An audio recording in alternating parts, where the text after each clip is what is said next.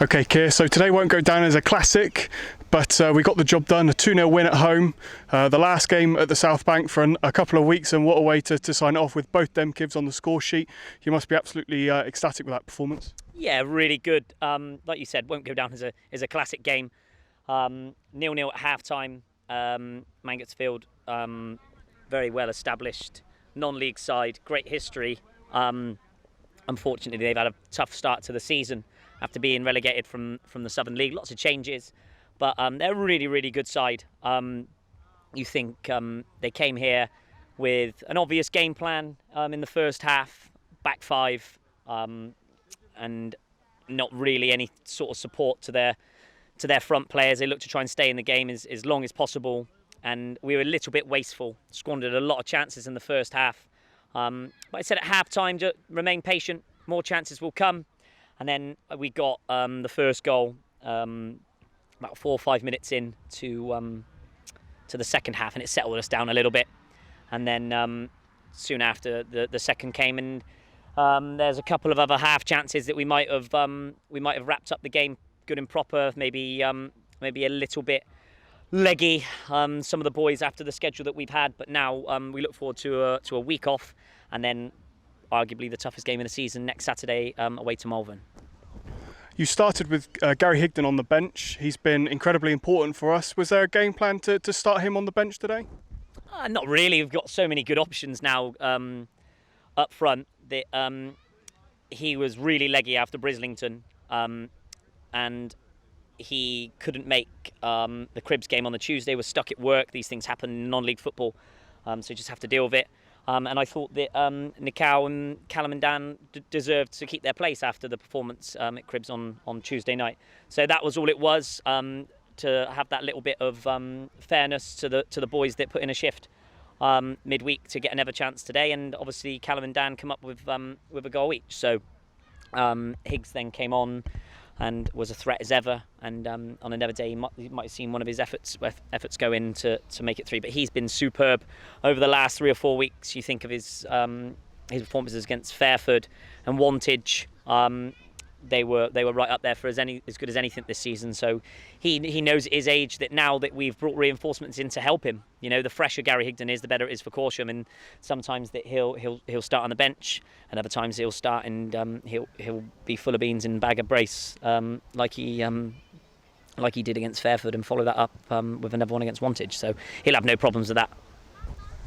Obviously, we won. Cribs dropped points away at Wootton Bassett. You and the lads must be quite glad that they've dropped points, given that it seems to be us and Cribs that are vying for that top 4 finish. It's October, first week of October, JP. So if you're counting points this early in the season, you're going to drive yourself insane. I won't have a proper look at the league table until the end of December. I didn't even check the results in coming off the pitch. I've heard some people say it, but listen, I've been in football a long, long time. Been in good sides that have won leagues, taken other sides to promotion out of this level and into the next. And if you want to be challenging, there is no point stressing out about the league table and other sides dropping points on the first weekend in October. It's going to be a huge, huge ask for us to get out of this league. There's obviously no playoff system in it for us, and there's also ton of other good sides other than Cribs. So you've got Malvern, you've got Worcester, Westfields have started really, really well, us and Cribs, and I'm sure there'll be a dark horse in there somewhere as well. You look at Wootton Bassett today, you said that they've nabbed a point off of Cribs, and they've started the season fantastically well, and there's going to be always tough games. We've got Malvern next week. We don't to return home for another 3 or 4 weeks now, so we're on the road. But we looked in a good place today when lads started to get a little bit tired towards the 60th, 70th minute. I could take Callum and Dan off, and Nath Davis came off as well, and you can bring Brandon, Bathy and Higgs on, and it doesn't make the side weaker. You know, if anything, we looked a little bit stronger after those changes. So you think that Jenksy had a rest today as well. He's played every single minute of every single league game so far. Been magnificent, and he's been struggling with a knock and played through the last couple of weeks. So he's just had a rest today. we've got we're going to have a week off training now, and let the boys recover, and that's going to be a big test next weekend away to Malvern. But again, you get the same 3 points away at Malvern that you do at home to Mangotsfield, so it's important that we take each game as they come. And like I said to you, I will not be getting excited until the end of December, January time, and then I'll start looking at league tables. If you're counting points this stage of the season, then you're going to be stressed for the majority of this campaign. So just try and just keep the boys relaxed, don't count points, don't look at league tables too much. We've got a VAS competition, we've got 2 other cups that we're going to be in as well. Enjoy the season, enjoy each game as it comes, and then we'll be in a better place to decide where we're going to go as a football club coming to the new year. You must feel like we really are the underdogs going into next weekend against Malvern. They really outplayed us last season at their place. Again, you must feel like we're massive underdogs going into that game.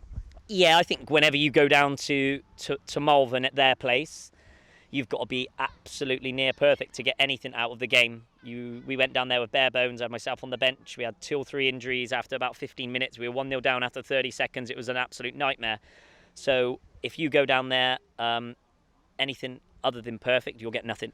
If we can be perfect next week, then we might have a chance.